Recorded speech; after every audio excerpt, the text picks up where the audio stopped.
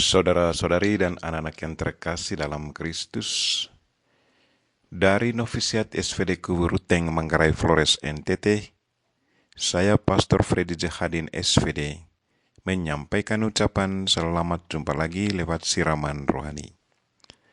Hari ini Kamis 2 Februari 2023, kita merayakan pesta Yesus dipersembahkan di Bait Allah. Injil hari ini diambil dari Lukas bab 2 ayat 22 sampai 40. Kita diajak untuk mempersembahkan diri kita kepada Tuhan dan jadilah terang bagi sesama.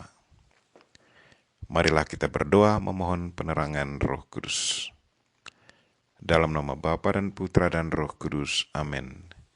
Tuhan dan Allah kami, puji dan syukur kami haturkan kepadamu karena Engkau mengingatkan kami hari ini untuk selalu mempersembahkan diri kami kepadamu dan menyucikan diri bagimu. Kami mohon berkatilah kami dan sadarkanlah kami untuk selalu mempersembahkan diri kami kepadamu dan sucikanlah kami agar kami selalu layak bagimu. Tuhan, utuslah Roh Kudus-Mu, terangilah pikiran dan hati kami agar sabda-Mu yang akan kami dengar dapat kami pahami dengan baik dan isi pesan-Mu dapat kami hayati dan amalkan dalam hidup harian kami. Doa ini kami sampaikan dengan perantaran Kristus Tuhan kami. Amin. Tuhan bersamamu dan bersama roh-Mu. Inilah Injil Yesus Kristus menurut Lukas. Dimuliakanlah Tuhan. Ketika genap waktu pentahiran menurut hukum Taurat Musa, Maria dan Yusuf membawa anak Yesus ke Yerusalem untuk menyerahkannya kepada Tuhan. Seperti ada tertulis dalam hukum Tuhan, semua anak laki-laki sulung harus dikuduskan bagi Allah. Juga mereka datang untuk mempersembahkan kurban menurut apa yang difirmankan dalam hukum Tuhan, yaitu sepasang burung tekukur atau 2 ekor anak burung merpati. Waktu itu adalah di Yerusalem seorang bernama Simeon.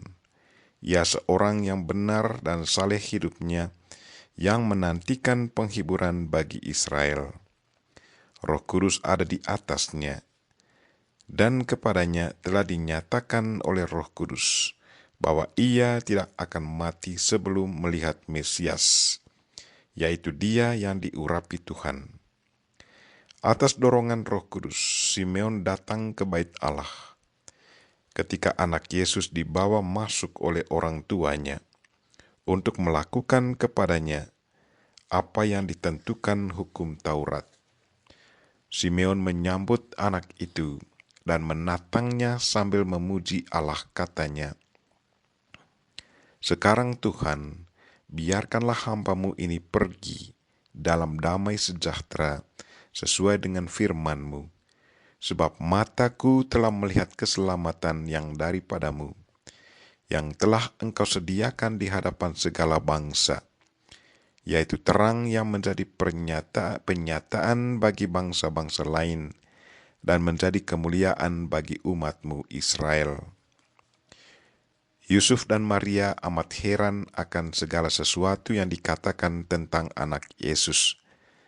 Lalu Simeon memberkati mereka dan berkata kepada Maria, ibu anak itu, "Sesungguhnya anak ini ditentukan untuk menjatuhkan atau membangkitkan banyak orang di Israel, dan untuk menjadi suatu tanda yang menimbulkan perbantahan, dan suatu pedang akan menembus jiwamu sendiri, supaya menjadi nyata pikiran hati banyak orang." Ada juga di situ seorang nabi perempuan, anak Fanuel dari suku Asher, namanya Hana. Ia sudah sangat lanjut umurnya. Sesudah menikah, ia hidup 7 tahun bersama suaminya, dan sekarang ia sudah janda berumur 84 tahun. Ia tidak pernah meninggalkan Bait Allah, dan siang malam beribadah dengan berpuasa dan berdoa. Pada saat anak Yesus dipersembahkan di Bait Allah, Hana pun datang ke Bait Allah dan bersyukur kepada Allah serta berbicara tentang anak Yesus kepada semua orang yang menantikan kelepasan untuk Yerusalem.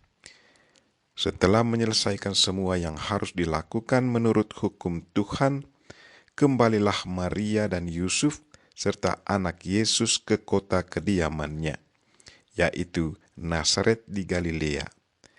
Anak itu bertambah besar dan menjadi kuat, penuh hikmat, dan kasih karunia Allah ada padanya. Demikianlah sabda Tuhan. Terpujilah Kristus. Saudara-saudari dan anak-anak yang terkasih dalam Kristus, tema renungan kita hari ini ialah persembahkan diri bagi Tuhan dan jadilah terang bagi sesama. Hari ini kita merayakan pesta Yesus dipersembahkan di dalam bait suci. Sewaktu saya merenungkan pesta hari ini, saya menemukan 3 pesan yang menarik. Yang pertama, Injil mau mengisahkan ketaatan Yusuf dan Maria akan hukum Taurat. Sebagai penganut agama Yahudi yang setia, mereka mempersembahkan dan menguduskan anak sulung mereka bagi Tuhan. Sebagai tanda syukur dan permohonan, mereka mempersembahkan sepasang burung merpati. Satu peringatan bagi kita, bahwa sebagai umat beriman, sudah selayaknya kita harus selalu mempersembahkan diri kita kepada Tuhan dan memohon pada Tuhan untuk selalu menyucikan diri. Ucapan syukur dan permohonan kita harus diwujudkan lewat barang konkret. Kolekte yang kita persembahkan sewaktu misa atau kebaktian sesungguhnya adalah satu bentuk ungkapan iman dan persembahan hati kita. Kalau kita persembahkan dengan penuh cinta sebagai bentuk ungkapan iman kita kepada Tuhan, pasti persembahan hati kita akan layak bagi Tuhan. Tetapi kalau kita persembahkan itu hanya karena merasa satu kewajiban, maka persembahan kita tidak layak bagi Tuhan. Persembahan kita harus keluar dari rasa cinta yang tulus tanpa beban. Yang kedua, Yesus dipersembahkan di bait suci adalah satu bentuk ungkapan diri Tuhan secara konkret kepada manusia. Kini tibalah saatnya Putra Allah datang mengunjungi umat Allah yang berkumpul dalam rumah Allah. Simeon, orang benar dan saleh, sungguh merasa bahagia karena kini bisa bertemu dengan Putra Allah yang sudah lama dinantikannya. Satu peringatan bagi kita bahwa di saat kita berdoa dan merayakan misa di dalam bait suci, di dalam gereja, Tuhan selalu hadir di sana. Kalau hati kita sungguh terbuka dan iman kita sungguh hidup di saat kita berdoa dan mengikuti perayaan misa, maka kita pun akan merasakan kehadiran Tuhan pada saat itu. Yang ketiga, pesta Yesus dipersembahkan di dalam bait suci adalah satu peristiwa simbolik di mana Bunda Maria dan Santo Yusuf membawa Kristus yang adalah terang ke tengah umat Allah yang lagi berkumpul di dalam bait suci, agar mereka semua boleh mengalami terang. Pesan untuk kita sebagai pengikut Kristus, ikutilah apa yang sudah dilakukan oleh Bunda Maria, yaitu membawa terang, membawa Kristus kepada dunia, dan jadilah terang bagi sesama di mana saja kita berada. Marilah saudara-saudari dan anak-anak yang terkasih, sambil merayakan pesta Yesus Kristus yang dipersembahkan di dalam bait suci, kita pun persembahkan diri kita kepada Tuhan dan memohon kepadanya agar kita pun menjadi suci dan mampu membawa terang kepada sesama dan menjadi terang bagi sesama. Kita memohon Bunda Maria untuk selalu mendoakan kita. Amin. Marilah kita mohon berkat Tuhan. Tuhan bersamamu dan bersama rohmu. Semoga kita sekalian dan mereka yang kita doakan hari ini, secara khusus saudara-saudari kita yang lagi sakit, dan segala aktivitas kita hari ini diberkati oleh Allah yang Maha Kuasa, Bapa dan Putra dan Roh Kudus. Amin. Terima kasih sudah nonton.